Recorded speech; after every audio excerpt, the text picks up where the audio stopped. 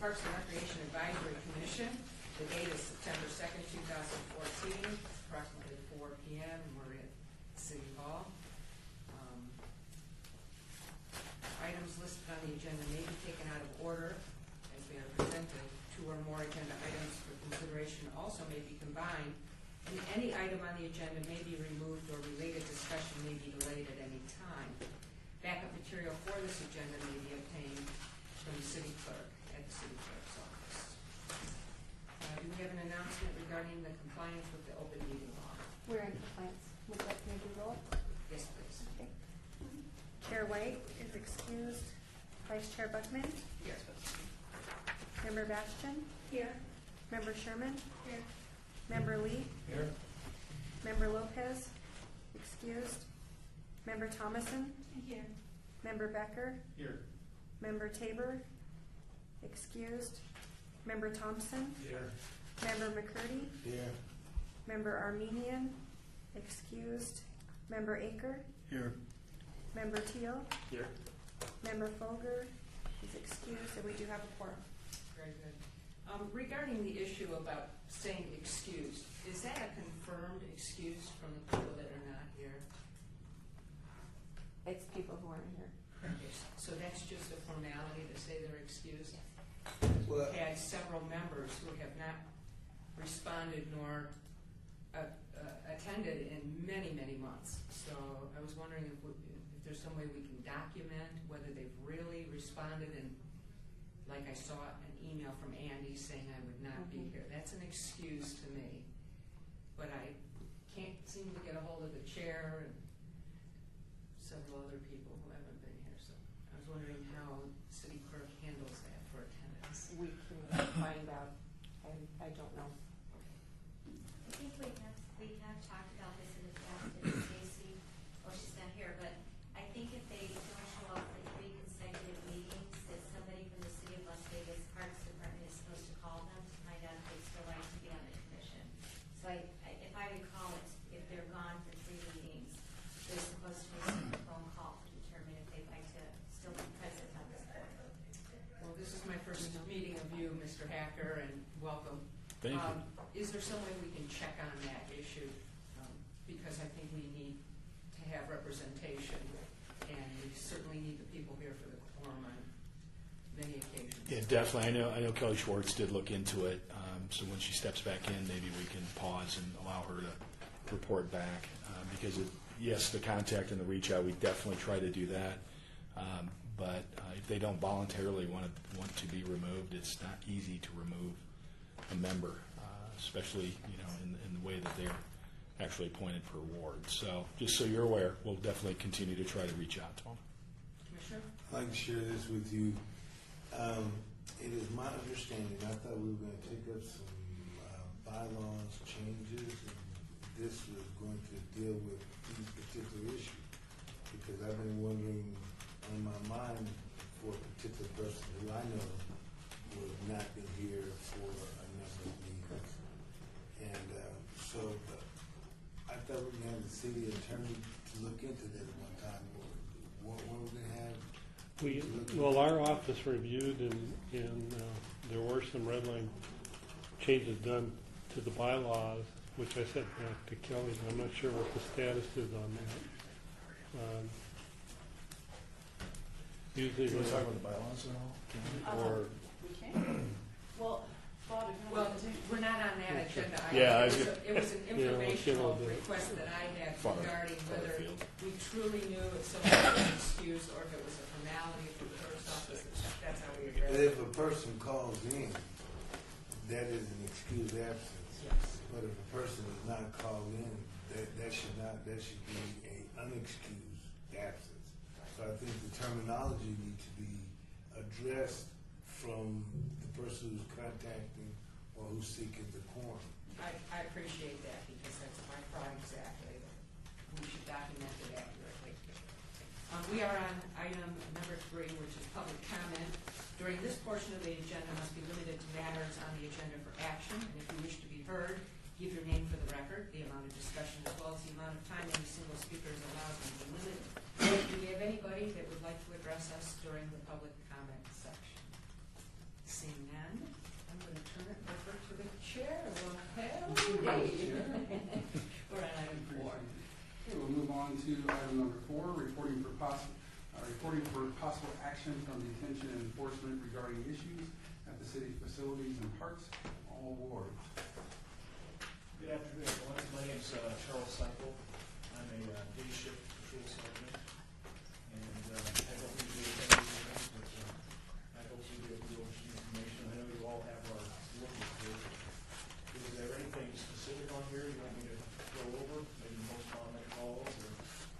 Yeah, and we appreciate you coming down for this. We'll try to make it as comfortable as possible and then allow you to leave right after it's over. You did drop your pin there. Thank you. So typically, we'll give the other commissioners an opportunity just to review their awards, or all the awards. And you can also just kind of, any highlights that you have? Okay, one thing I've noticed lately in July and actually in June is we're seeing an increase in the auto works, vehicle auto works, a lot of our parks. Mostly it's the parks out west, northwest, and some southwest parks. We have a team of criminal investigators that we work with, and they also work with Metro, and we try to develop leads, and they actually make some pretty good arrests. So that's one thing I've noticed. I've also noticed copper wire theft is on the rise again, which affects not necessarily as much as the parks, but some of our city facilities. How are they hitting those? I mean, where are they? I'll give you an example. The Reed Whipple building, if you're familiar with it, downtown. The air conditioners on the roof, we strip them out, and then strip the wire out throughout the whole building. Is that building closed down? It's closed down, but it's been turned over to the city, so I'm not sure what the plans are. It's a city facility. Yeah, the Shakespeare group is out. It's now a city building. When you see an increase of like auto burglars, per se, that are occurring in the park, does your department, or any of the communication departments put out any kind of information, through like your TV station and so forth, so that park attendees are aware of how to best protect their cars, themselves, and, the other people, the children when they're going to the park? Yeah, we do. In addition to just putting out a bolo with leads that we disseminate to other law enforcement agencies, we put out public service announcements on Channel 2, just reminding everybody to don't leave your belongings visible. Make sure you get them and lock them in the trunk where they're safe. Always roll your windows up and lock your car. Take your keys with you. Those types of things. We also have signs posted in a lot of the parks that remind them of the same thing. Remove your valuables or lock them in the trunk. Are there any other questions? What is CFS? Do you have a report? Call for service. Someone calls in dispatch. Because some of these have a really high number, but, like, for instance, Ward 3 has 174. But are they generally just not real big issues? Because I don't see any occasionally. Are they generally? We do get a lot of calls in Ward 3. If you look at the top 12 locations on the bottom of the first page, these parts here, like Grease Freedom, Huntridge, we do see a lot of calls for service. Huntridge Park for fights, alcohol-related things. And since they reopened the park that was closed for a number of years or months. Yeah. I hope I answered your question. I don't know why it was that many, but we do have quite a few calls on those parks. Are you familiar with what's going on at Centennial Hills Park? As far as the auto groups, Well, just the 28 calls for service. let me take a look at that. I know we've had multiple auto burglars out there. And I know we've had some reservation disputes. Other than that, I'm not too familiar with. Reservation of the, The little plaza areas that you reserve, like someone will go there before the people that actually reserved it, and they don't want to leave. So people that actually reserve them call us.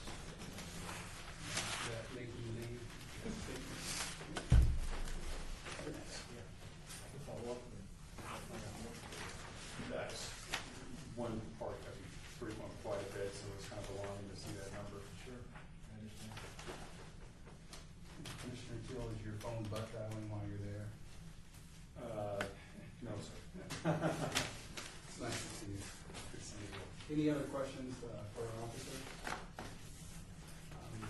Hearing no other questions, thank you for your report. Thank you.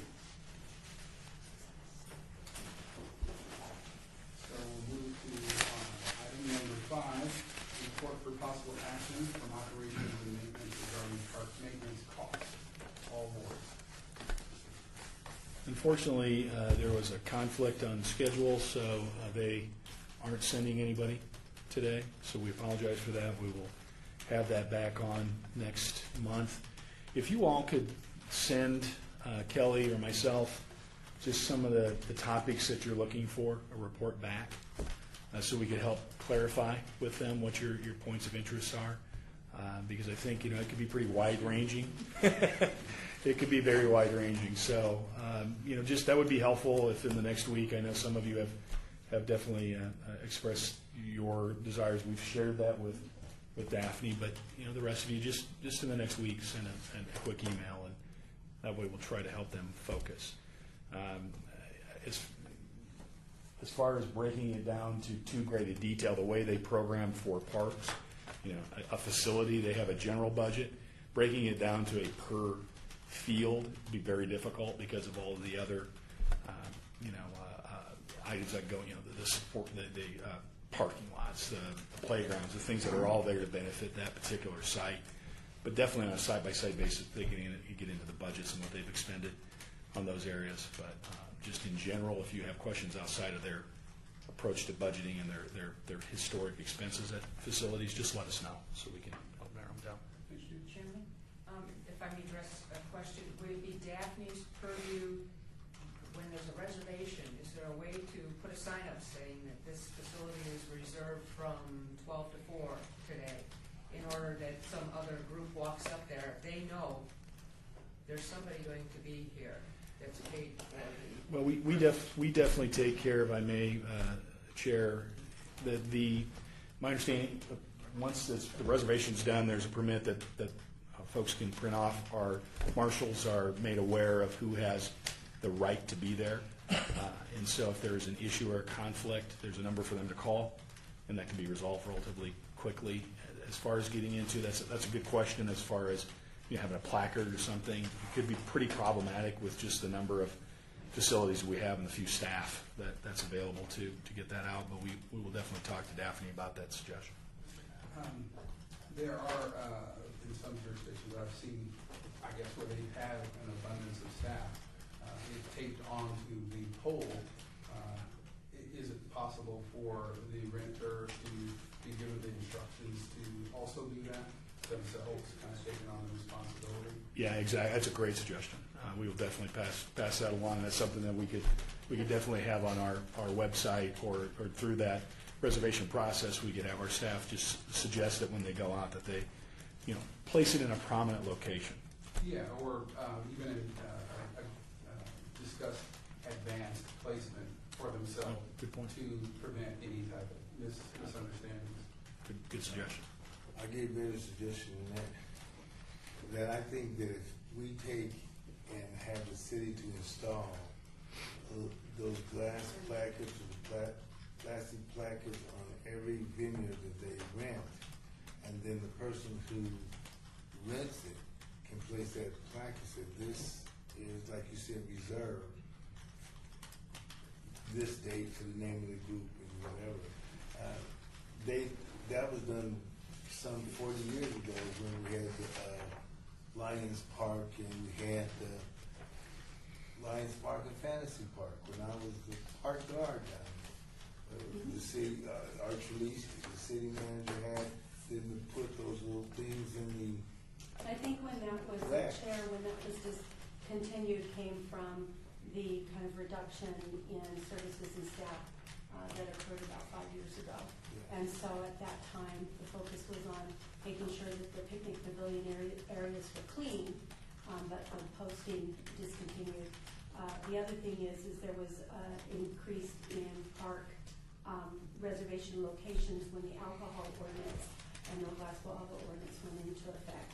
And that was to allow for more space for attendees to have access to alcohol consumption under a permitting process.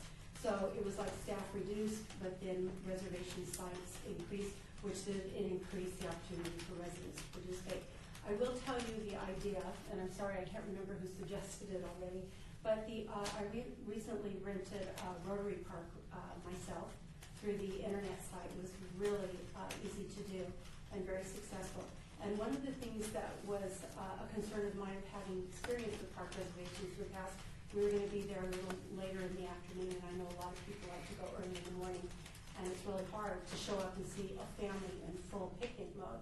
So I did just take a sign, and I took a copy of my permit that I was able to copy from the internet, and I just took it out of the park and posted it on all 4 posts, access to the pavilion, just say reserved, picnic area reserved for Bastion event. And then I just put up the reservation. And when I arrived, there were some folks just sitting there with their dogs asking if they could just sit in the shade while we set up. And so I found, that's just a one-time anomaly, but I found that idea to be really successful.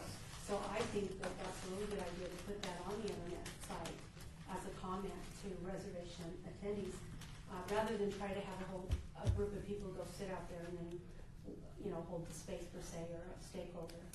So I like that. And a placard, if that's not too much of an expense, and if they still exist out there, the person could tape it right to the placard and make it even more official. And if you wanted to take it one step further, and make it even convenient for the user, if it's even possible, you could have a PDF file where they print it themselves that says, and it has maybe kind of more of an official kind of look with approved city seal on it or something like that, that, really gives someone an opportunity to feel that their reservation might be respected by a potential attendee. So.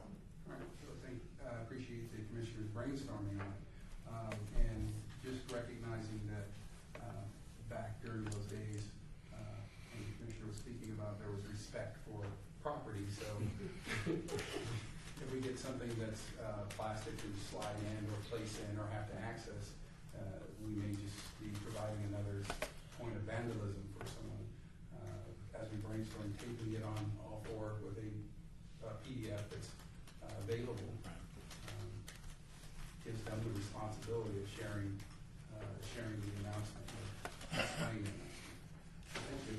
Any other brainstorming or suggestions? Thank you very much. We'll move into number 6, discussion for possible action regarding the role and function of the Park Recreation Advisory Commission. Who's that? I asked for that agenda item to be placed here, Chair. I just wanted to have an opportunity to have, similar to the discussion we just had on the previous item, I just wanted to have an opportunity to have a discussion with the commissioners to see what the interest is in continuing with the bylaws. Also to see if it's possible for the department, or if anybody here had that skill or talent, to lead us through a strategic planning session, maybe to start with things like what the role of the Parks and Recreation Department is. I oftentimes hear at the meetings here that we're looking for some kind of purpose. We're looking for what we might be able to contribute as board members, in addition to receiving reports and understanding what the dynamics that are going on, not only in the department, but also within the city of Las Vegas and the community as well. As a board member, I don't have the opportunity to always go out into the entire city of Las Vegas and view the happenings of the wards and the kind of the strengths that are occurring within the city, and also the deficiencies that are occurring, where we might be able to have a better dialogue here at our board meetings, and maybe be better contributors to help not only the community, but to help the department as well. So that's just kind of where I was at with the agenda item, Chair. Okay. A couple things you were saying, and I want clarification. I do appreciate the item on the agenda. You were saying the department, Parks and Recreation Department. So determining what their function are, or the commission. Well, I think it's going to be twofold. I think that that there are different board members that are at different levels of understanding of what the department's offerings are. This is a pretty seasoned board right here at the, or commission, thank you, at the table here. No, that's good, thank you. But sometimes we have commissioners who exit, and then we have new commissioners come on, and then it takes, I think, a while for them to even understand what their role and responsibility is. So I'm thinking sometime, at some period of time, we need to either have something in writing or an orientation. I don't necessarily want to presume that there's any one way to orient new board members. Then I also think that we need to understand what the department is expecting of us as an advisory board. Sometimes I think we need to be reminded of what the municipal code has directed our, I guess, our advisory role. And I think sometimes we forget, what is it that we do? We used to have park naming when there were a lot of park naming opportunities going on, and now we don't see that as often. So I just know that there has been conversation and dialogue at this session, and sometimes when we gather together at park openings or pool openings and so forth, there's just kind of this interest in inquiry that says, what is our purpose? So, and I'm interested in myself. If the board is interested in the format that we live in now, then I'm okay with that too. I just wanted to have a discussion and see if there's more that we can do. So I appreciate that, and recognizing that there are so many different entry points for each of us commissioners. When I say entry points, we have an enormous spread of years from my getting on or coming onto the commissions to some of our new commissioners, and there has, in my history, never been an orientation for new commissioners.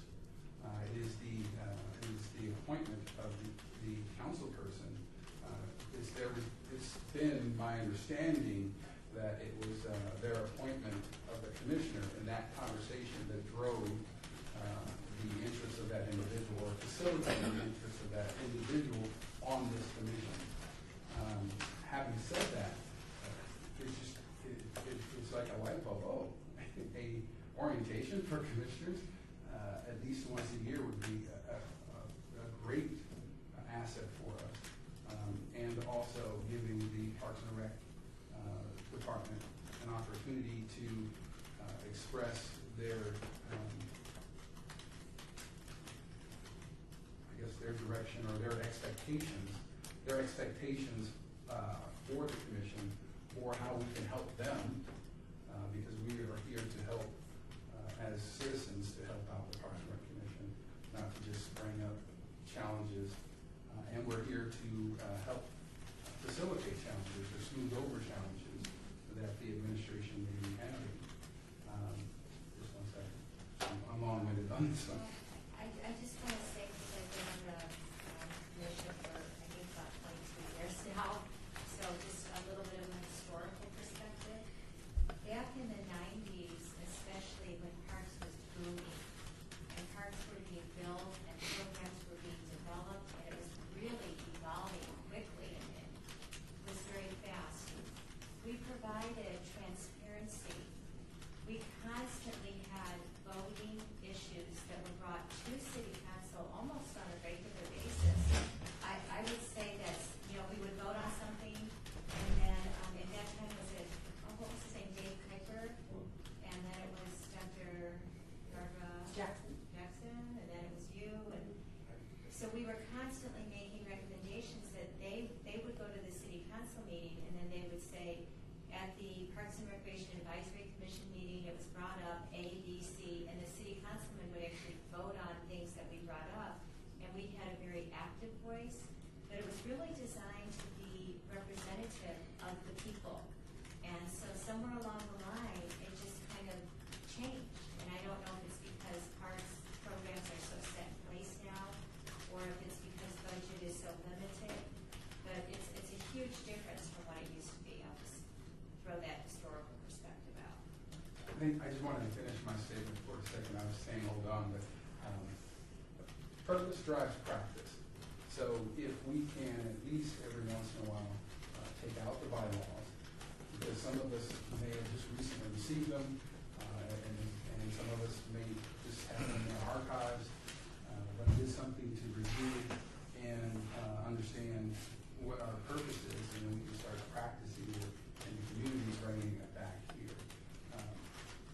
and whether we need to modify them as an historic decision, we can address that and figure out how to do that through policy making. But we all need to be in tune with our different wards, our different community projects, and that's always try to bring them back so that we can develop or enhance our own specific interests here at this table. And then, I just wanted to point out, Chair White, that prior to Interim Director Tim Hecker coming on board, I did talk to them about Salami about commission orientation packages. And the thinking was at the time is that we would basically table that kind of conversation until the ordinance was complete, because we had that going on. And then the bylaws were under review, so we had that going on. So it made sense to wait for commission orientation until after that was done. Then, of course, things, naturally changed in more unpredictable ways. So we're kind of back to square one, and that's something that we should probably, consider as a board. Because I do think there needs to be commission orientation, even if you had conversations with city council members before coming on. Really, I think people feel very lost coming onto the board, and it takes a few months, sometimes a year, to really get an appreciation of what's going on and how you can affect any positive change, or what kind of suggestions that you can make on the board.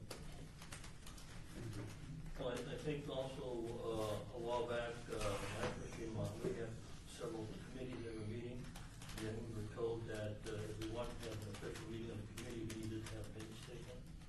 And so the golf committee sort of went by the by because of that, because then we would have had to had a city person there to meet with us when we went out to the golf courses and met with the directors out there. So I think yours is the only standing committee left, and you didn't have to meet. Hold on. In addition to that, I think that my interest is always having the liaisons come and speak to the groups periodically and rotate through. And it's been extremely difficult to get them or at least hear a response to that request. Because a lot of my understanding of conflicts, I think I have a good understanding of it, is that the liaisons and or the council member's office are addressing a lot of the conflicts, interests, and things or accolades that are happening in their own wards. And where we could benefit them, we don't know. We have no idea as to how we can benefit their offices unless we walk in, and I think you've all heard me say at some point or another, go into your council person's office and meet with them at least once a month, once every other month, and come back and report what their interests are for this commission. I may have said that last year, I know I haven't said it this year, but getting the liaisons to come in would also help us all understand what their interests are in each of the wards. Mr. Chairman, I'd like to share this. How many of us have actually really dealt with our council person in reference to a park issue, or how many have really invited you to their park event? Because in Ward 5, Councilman Barlow, every time he does something in the parks or in his ward in reference to parks, whether he's groundbreaking, whatever it is, he always called me, or his office would call me to invite me. So when I found out, and I think I go back with her, because I first got involved with the City of Las Vegas Parks and Recreation in 1966, when I was a Youth Park Recreation Advisory Commissioner as a youth.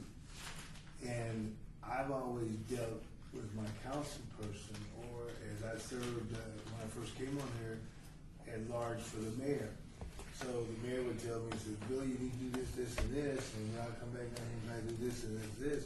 So maybe, like the chairman said, we might need to reach out to our council person to find out what is his expectation of his appointee. Because as you are aware, we're all appointed by some council person. And that council person have expectations of everybody that they appoint. So I think if we have bylaws and we review the bylaws, we need to know what the bylaws set for the commission. Because I have not seen the bylaws. And I'm honest, I like email and I like texts, but then also I like to be mailed paper too. And I know we have that issue even in the church. We say we don't get an email, so we got to get paper. We got to try to do everything to get everybody's attention. But I think we need to really, I think everybody who comes on new, need to go to an orientation, or like you said, we need to have a 1-year orientation. Because I guess I've been doing Miss Basham for years, and I've had to deal with the council, so I know how to come here to see her, or I know how to go to Tim because I deal with the council every day. So, you got to know how to deal with the people that you deal with, because when they want something, you got to respond. They give you a good example. One time they wanted a park name. You remember they wanted a park name? And we necessarily didn't want to go along with that deal. But we had to go to the council person. And the council person, and I'm going to tell you something, if they want it, we're only advisory, and they make the final decision. So that's what you want to say. Every one of us should talk to that particular person and that ward liaison who works with that council person, so see what he expects of you to bring back to this board. Because he might tell you, you need to go give me 10 votes to make sure this name goes through. I've had that happen to me. And so that's one thing that we have to do. So Commissioner Curry, just 1 second first. We've never ratified these or voted on the bylaws. No. Well, I never got it either. So if we can put that on the agenda for the next. Prior to that, I apologize for, where we got a bit stalled was the ordinance needs to be changed first, and then the bylaws can be adopted by the board, by the commission. Somewhere upstairs, it did get stalled, and we were trying to work through that, and we were put on hold. So we can look into it again to see if they're willing to open up that idea to change the ordinance. But we can't move on until we get the Tuesday, go-ahead. and what City particular manager. function? It was the city manager's office and the council. What ordinance? Yeah, what's It's the- the municipal code that would need to be changed that regards the Park and Rec board. Oh, says that we can establish, as a board, we can Yes. establish The bylaws. last time that the municipal code was rewritten, and it's off the top of my, it's probably like in the 60s or early 70s. And so we really need to change the municipal code, and we were working on that, and we were done on our end, and it was sent upstairs during some briefings, and it wasn't just the Park and Rec Commission, it was also Senior Advisory Board, there were several others that they were trying to do at the same time. It got a little convoluted, and we were told to be put on hold. And so once I was meeting with Bob, our attorney, and also another attorney, Val Steed, and we couldn't move forward with the bylaws until the municipal code was changed. So can we instruct Mr. Hackert and Mr. Sullivan to be our lambs of sacrifice and readdress this based on the direction of the commission? At least having those discussions and then getting a report on the agenda for the next agenda as to where we are at in that particular process, understanding that it is our interest to adopt the bylaws, and we can't have a conversation until that's addressed. So an official report and/or someone from the manager's office to come down and respond to it directly. I'd like to add something because of Billy putting on the agenda the discussion of the function of the board. When I reviewed the bylaws and I went through it and made the changes and tightened it up and everything, and gave it to Kelly and Val, and it was basically done from my perspective. I sort of wondered in the back of my mind if we were capturing some of the things that the board wants to do. And so it would be maybe nice to have the board weigh in on what they see their function to be, and then we can make sure it's captured in both the ordinance and the bylaws. Can we get a copy of that so we know what's in there and what's not in there? Yes, sure. And Commissioner Thomas, that was the request I was going to make, is that if we can take those out and re-email them or send them to us, then for those of us who haven't read it, there's an opportunity to read it. And we were asked to make our input this previous time, so we'll make more. I want to give Commissioner Sherman a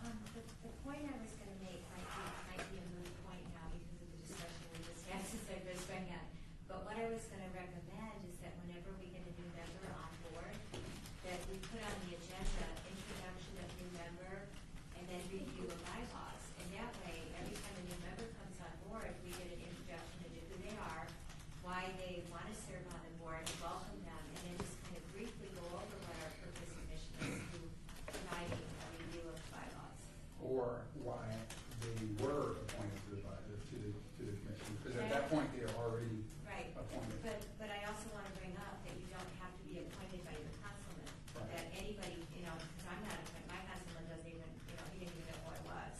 So the mayor or somebody else might appoint you as well. But I do think it's a good idea to kind of revisit the bylaws. I thought that they were already approved, so like I said, it might be a moot point, but it's just something to consider in the future too. And they need to bring to their person. Vice Chair, and then Thank you. Commissioner McCurdy. The last copy that I had received, we had done, you had done actually, a tremendous amount of work, Kelly. And of course, at that time, there was a different department. So I mean, the revisit is due at this time. And although they were never adopted, it did address what Commissioner McCurdy was saying about attendance. There is a distinct difference between an excused and a non-excused and 3 consecutive non-responsive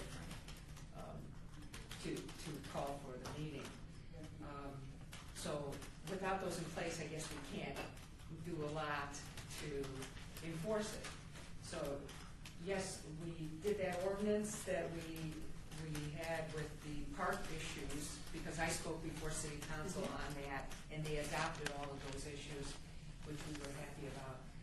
And then this next part that we need is that we can exist and then we can create bylaws. And I think that needs to be our mission, most definitely our mission for 2000. What is going to be 15, right? Yeah. Mr. Chairman, I'd like to make a motion. If it's in order to make a motion. I have one more comment. Because I'm just kind of processing what has been said based on what his initial request was to also have a facilitated discussion. And I kind of see it as we are 2 meetings away from that, and that the ordinance discussion or the ordinance report needs to be given. And then in lieu of that, the review, our own personal review of the bylaws. That's my motion. Well, I mean, I'm just framing it, and I'm not framing your motion. I think I'm just talking out loud. So, make the motion, please.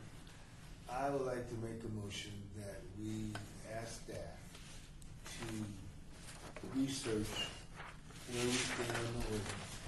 When this council plan to go to council to ratify the ordinance, but all ordinance had to be taken before the city council become part of the municipal code. Am I correct or not? Yeah. So that's step number 1 that we need to find out. And then Date specific. We Yeah. like a date specific date response. for specific response.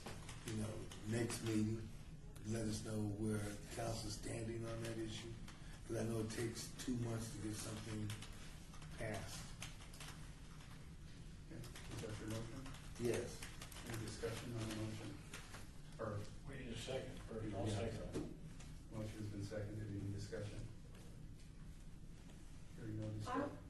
I just want to make sure that to make sure that I was fully able to get out what additionally I was looking for on this agenda item. That I do believe that the bylaws have to go in place because it does identify what our purpose is and so forth. But I was also hoping at some point, and maybe that's part of how this is embedded in my item, is that I was hoping that as a commission, that we would have an interest to have goals that are identified once this is in place, so that there is some kind of meaning and purpose for our attendance here at the meeting. And maybe it's part of that orientation that we're talking about from the department that says, here's what we're working on in the next period of time that's been identified in their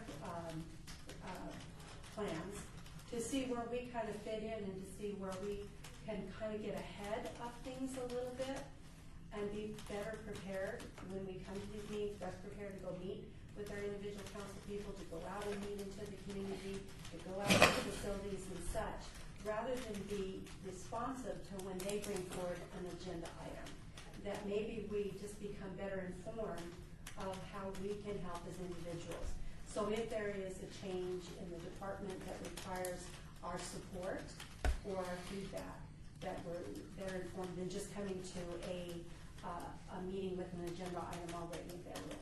So that's what I was kind of looking for, is maybe some type of future, maybe that orientation begins with the approval of this, change of that ordinance, and then that orientation, maybe we just don't assume we all know everything about the department, and especially since there was just a significant change in the structuring of the department.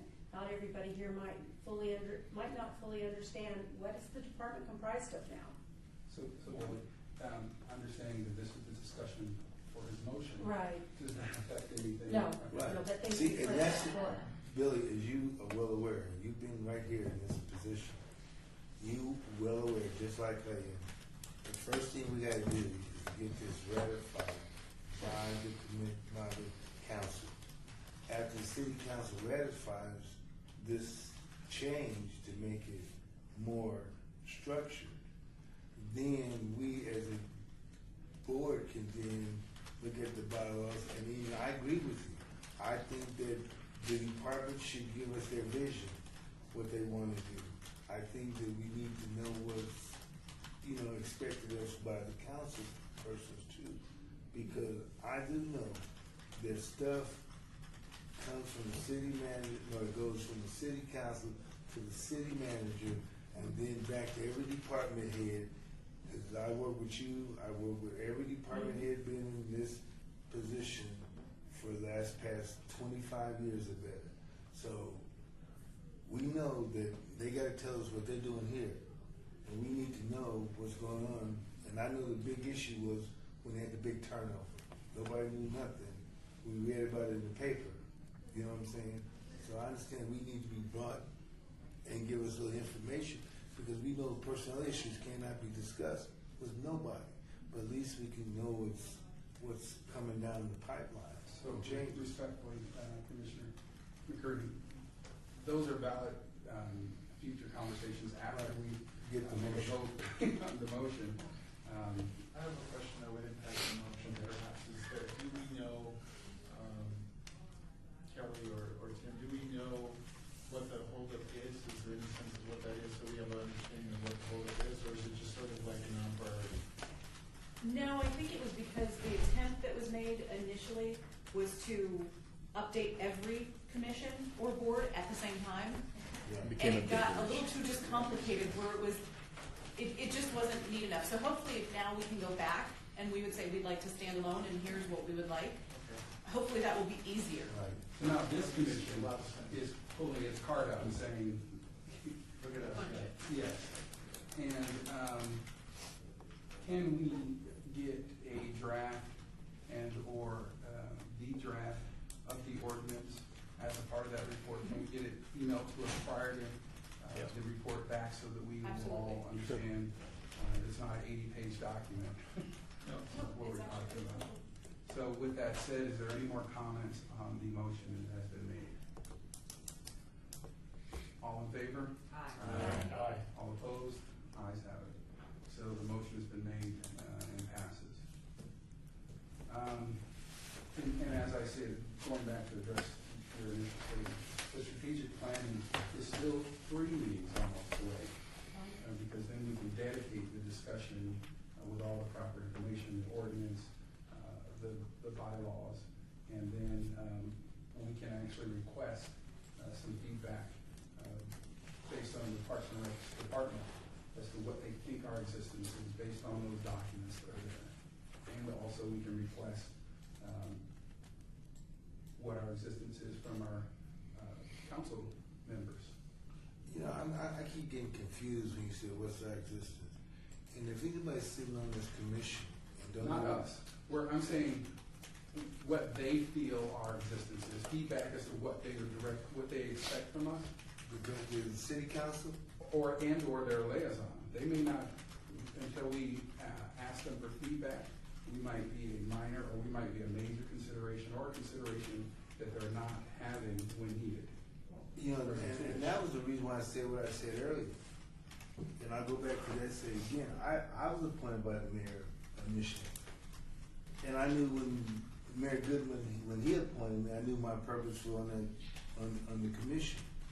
So I did not just represent Ward 5 at that particular time. He wanted me to be concerned about every park in the system.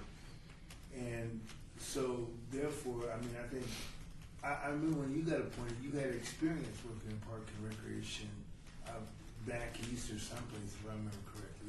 So the persons, whoever you're sitting here, you got to know the reason why they want you on this board. I mean, have they ever told any of you why they want you on the board? And with attrition, out of sight, out of mind. Things have, liaisons have changed, council people have stayed and changed their staff in some instances. So with staff's directions may have slightly changed, and relationships may have been or no longer exist. Right. So what I'm saying is now through this process over at least 3 or 4 meeting period, we can test those waters or test those theories and saying, hey, I know we talked about this some 10 years ago maybe, but then maybe we need to talk about it again this year. So that's just, we're putting it out there for a current discussion. Sure, and just, I guess just to comment on that, I think, it seems to me anyway, that a lot of the city council members have different opinions of what they wanted their appointees to be when they were appointed. What? Just like for in my case, my particular councilman suggested that, I represent the public first and foremost, not his interests, not, he didn't ask anything of me.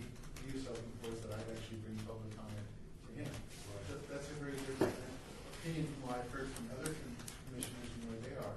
So I don't even know necessarily that the city council as a whole body necessarily sees appointments on this board the same way. And that's what we're going to test and come back. At some point, we're going to be asking for us to report back based on our conversations. And that was in some sense, the commissioner's report. Some years ago, if you guys can recall, we did have a commissioner's report. And intermittently, if you were the person who went and talked to your council person, You came back and reported. you came back and reported. Not to say you did it every month, but there's enough of us here that if one of us took the initiative, we would have someone on that agenda item reporting a conversation or input with their county council person. I remember Mr. Aker, he had to go help us out in baseball. Yeah. He had to be our liaison between the baseball teams, and they were about to kill each other. And so he had to come and bring us reports. So I'm just saying that, my God, somewhere along the line, we're going to seek after them, and like I heard what you said, because they want strong input from the community, and that's the reason why we serve on Citizen Advisory Board. And this is normal. Every once in a while, we have to understand relevance for our own participation, our own civic involvement. Even if we know it again, even if we know it, we still have to validate that this is what we hear. And we have several documents that are not in place, and that's the oddity about this. So once we get those in place, then we can speak from a position of document and knowledge and say these are our guiding documents. We wanted to change them, and then we got lost. Chair, board, we'll go through this formal review. We'll look at where the ordinance is and installed, but frankly, I don't want to see you lose momentum. So we'll come back at the next meeting and bring you up to speed at what our performance plus expectations are for our management team, for our department. So we can inform you on that and have those kinds of conversations. We definitely want you to be engaged with us as we're looking at our revenue goals down the road. As we've gone through that process, we want you engaged in that because you do represent our community and have you hear things differently than we maybe hear some things. And so we want to bring you up to speed on even this most recent facility increases, the feedback we've gotten, and some of the things that we're trying to do policy-wise to address, to make sure that participants stay in our facilities and on our fields. So we can bring you up to speed on that. And then the strategic planning process. There's no reason we can't start that as the other ordinance and bylaws things are out there, because we're doing that with the senior senior citizen advisory group as well, and we have some in-house talent that can help facilitate that. And that's nice because then the staff that is here working with you and can participate in those conversations too. We can have basically someone else, Patsy McFadden, can come and help facilitate that as well. So we'll look into that. She's getting that process kind of put together for the senior advisory. I already told her that we would want to mimic that Well, and I as don't well. think that we are interested in, because we're all older in some sense, we don't want to change our names to active adult. Yeah, I wasn't implying that at all, Chairman. But so we want to we want this to be worthwhile use of your time. We definitely, as a department, it's my perspective to come back and be transparent, to share information with you in advance. And shame on us if we haven't done that, but we're going to get better about doing that as we go forward, and so that you're aware of the concerns that are being brought to us directly, both out of the council members' offices and from our citizens. So we'll do a better job about getting that information to you. And then I think, having our neighborhood planners, our liaisons, making sure that they come down here on a regular cycle as well. I think that would be very valuable for you as well. So all great conversation, all great suggestions, and we'll continue to move forward on all that. Mr. Chairman, the word Park and Recreation Advisory Commission, it simply means to me, you have all these sub-entities in this department. You got the park ambassadors, you got the senior citizen advisory group. We're the overall advisory commission of all of those sub-entities, and it's because we make the overall recommendations to the city council. They get recommendations, true, but I even think that we should see some of the recommendations come from other little sub-entities, like the Senior Citizen Advisory Commission. They're actually, if I may, Chair, they're actually standalone. They don't report to this board. They report directly to the council. Like you. Yes, they are. Yeah. They're even in a different department. Yes, they are. Yeah, neighborhood service or community Yeah, services. At one time, they were in Parks and Recreation, but it was a long time. Senior ago. services. Yeah. You were thinking of senior service, not the Senior Citizen Advisory Board. Right. So but it's a good point, because they're more advocacy oriented. Our senior centers are help support that particular advisory group as well. But we're kind of the space that they can have their events, or they can have their programming in. But it's really separate from the ongoing programming that we have. But there's no reason we can't advise you, keep you in the loop about what's available and what's going on. Right. Sure, right.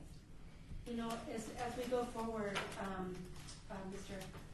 Hacker, Mr. Ted Hacker, one of the things that I was thinking that will be critical in that strategic planning, and when we further define the role, we have a general vision or purpose that's there.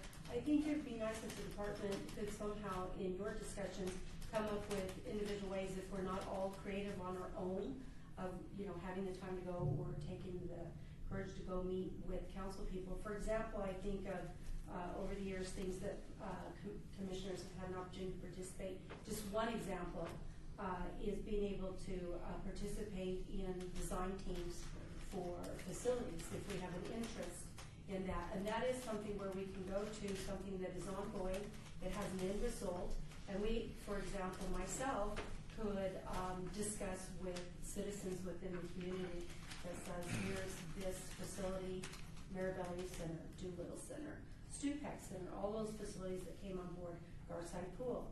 At least we'd have an opportunity to be at the table, bring our expertise, or learn, so that the next time we have some expertise to take to the next project. Because I do believe, like Commissioner Sherman just mentioned, that there was that big explosion of time where parks were growing and facilities were growing, and that's going to come again. Even if it's in remodeling and sustaining what we have, or going back into parks and reinventing them for the latest experience that the citizens are going to expect. So that's just one example of what we can do, but I think we need I need a help. Even though I come from the Parks and Recreation background, I know there's lots of things I can align myself to, but what is your priority that you would like us to spend my time on?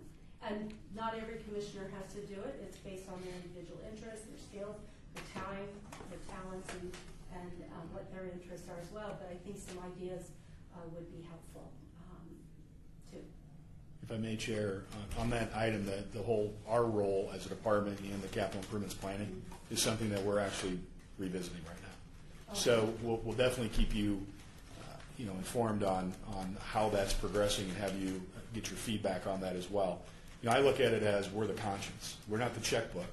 We're not the constructors, but we're the conscience of the community, and by extension, you are as well. And so we actually have put we put. I don't want to say the brakes, but we've slowed down a potential remodel of Dexter Park, for example. I don't know whose ward that's in, Tarkanian's ward, I believe. So, we're going to be going through some kind of community process in that area. So we'll definitely want you all involved, at least knowledgeable of that. Those of you who are appointed by the councilwoman, we definitely want you to be informed as well. But that's a great point that you brought up, because we're sort of wrestling with that internally, and I think you can help us. Again, I view us as a conscience. I view us as making sure that if we have monies available, that we're spending them wisely, because they're still a little bit tight, and that we're benefiting the community that's going to get the most use. So appreciate you bringing that up. And Chairman, thank you for the opportunity to let me put this on the agenda, and I really appreciate the feedback and the discussion that we had, because I think it makes us a better commission, unified in purpose, and I also think that it helps us be better individual contributors to the communities as well. So thank you. And I appreciate each and every one of the commissioners that have an idea to be on the agenda and be bold enough to request it be placed on for discussion. Because out of these discussions come some great ideas. My concern is that we don't fall into capitalism. When the taxes get better, are we going to readdress some of these increases, so that we're not just, we've made these adjustments and it's just where we are. When things get better, this is the new 20.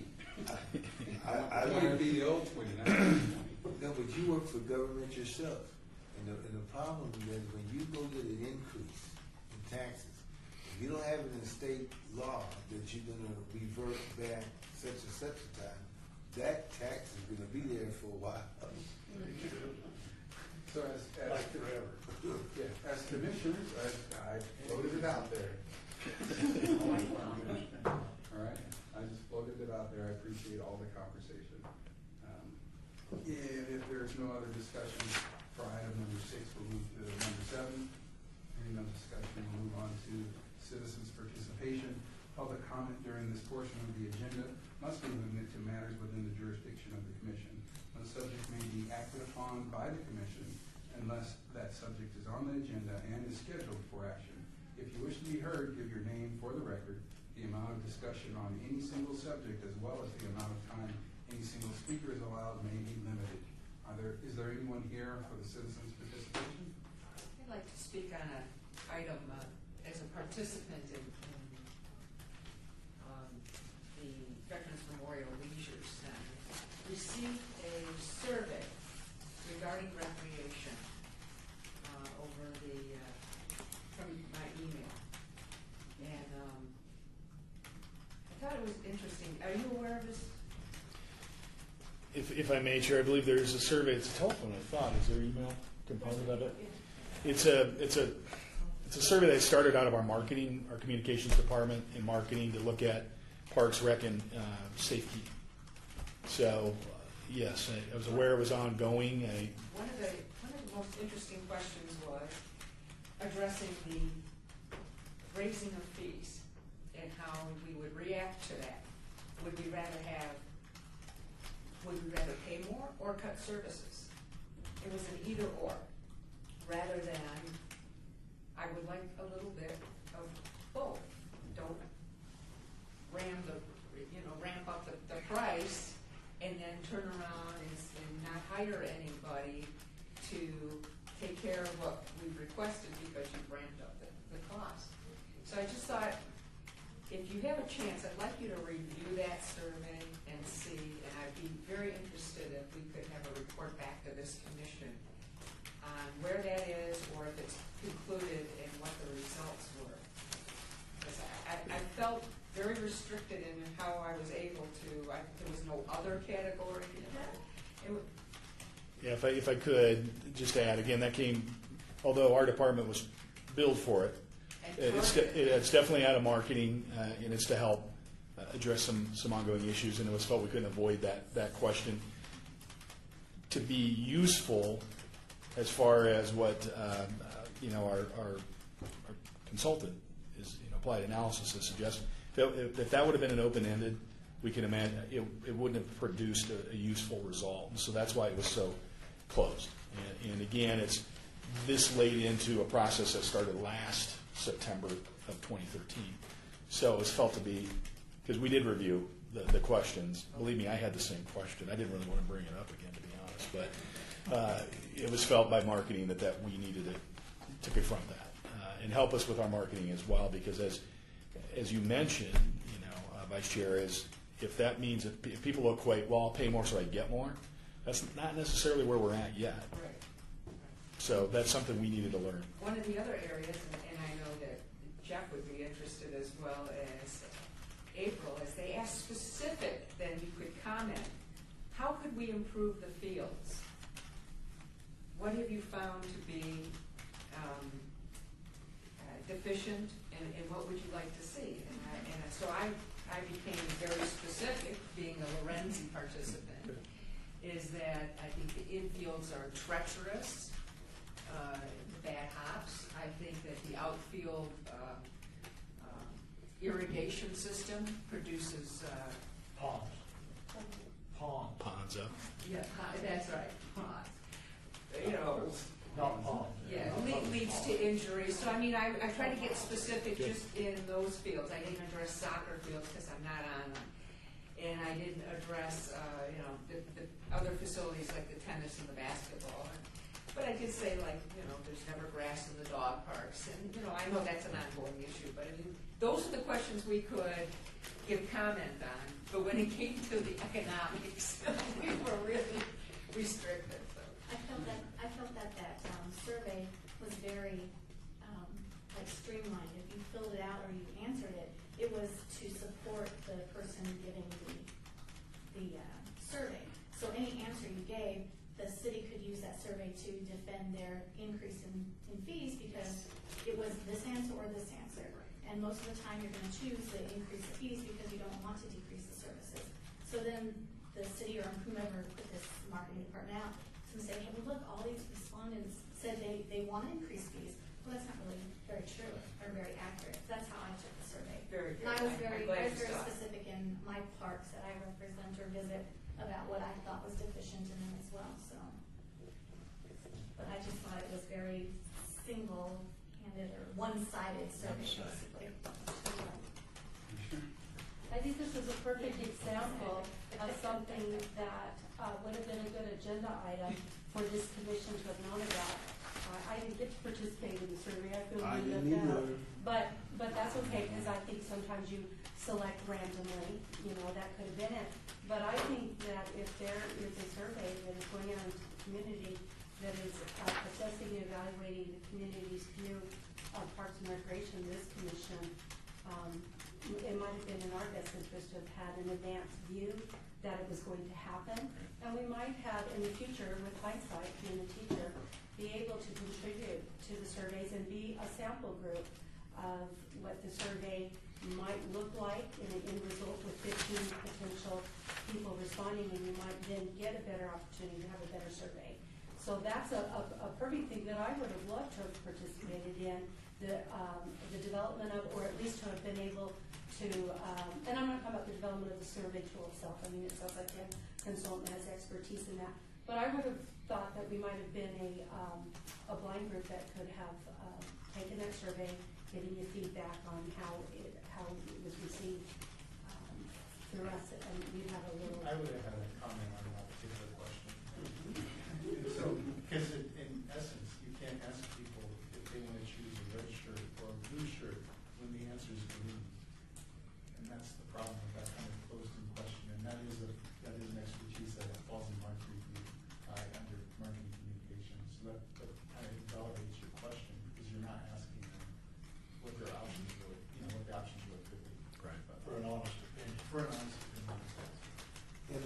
there's another option that they didn't ask you in that way.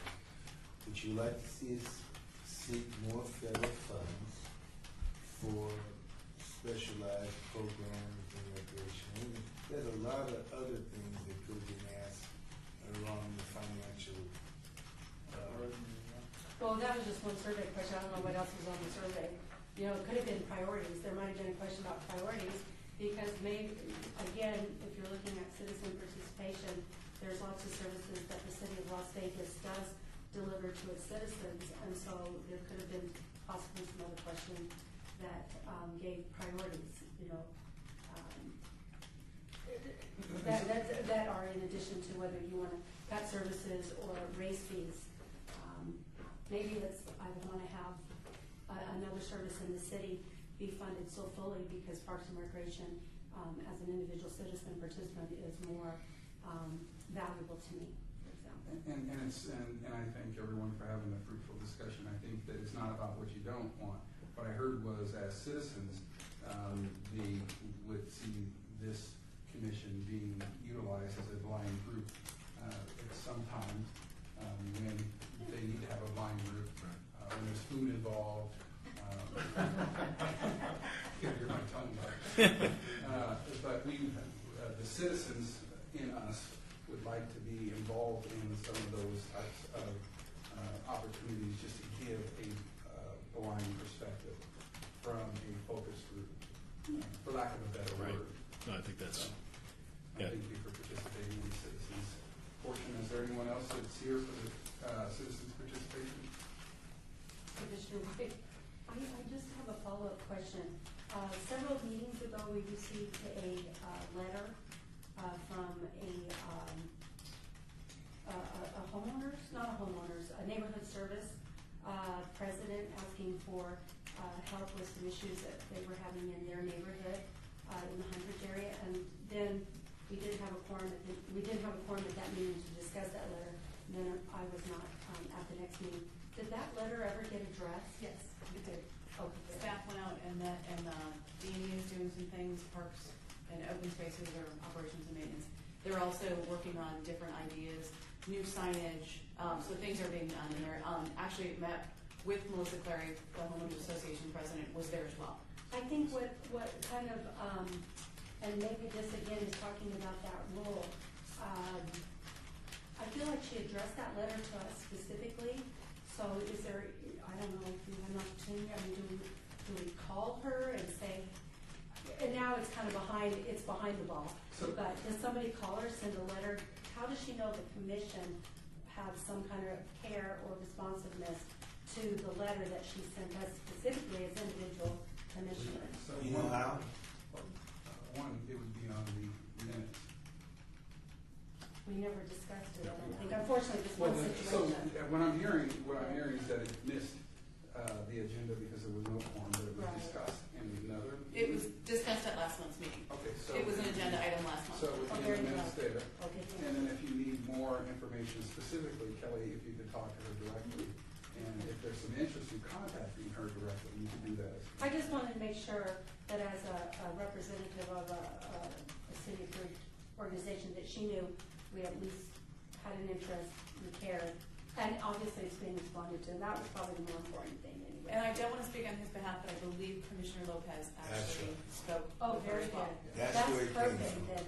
Thank you. I wasn't here at the next meeting, so thank you for clarifying that. Read them their minutes. Well, the minutes haven't been distributed. They're not ready yet. And so I would have read the minutes and then I would have. But that's a good response, so that would be a way that I would know if those have been completely distributed. Thank you. Mr. Chairman, and that was the very reason why I said that we as commissioners who represent specific areas should take time to go to the meeting. And I know Commissioner Lopez always going to Commissioner Kaufman's meetings, meeting with Commissioner Kaufman's liaison. Posted on Facebook. Yeah, so he's out there. So, and that's the reason why he knew, that's the reason why they knew to contact him, and he said, well, we'll get something done for you. And he did. So that's a very good example why we should contact and talk to our council people.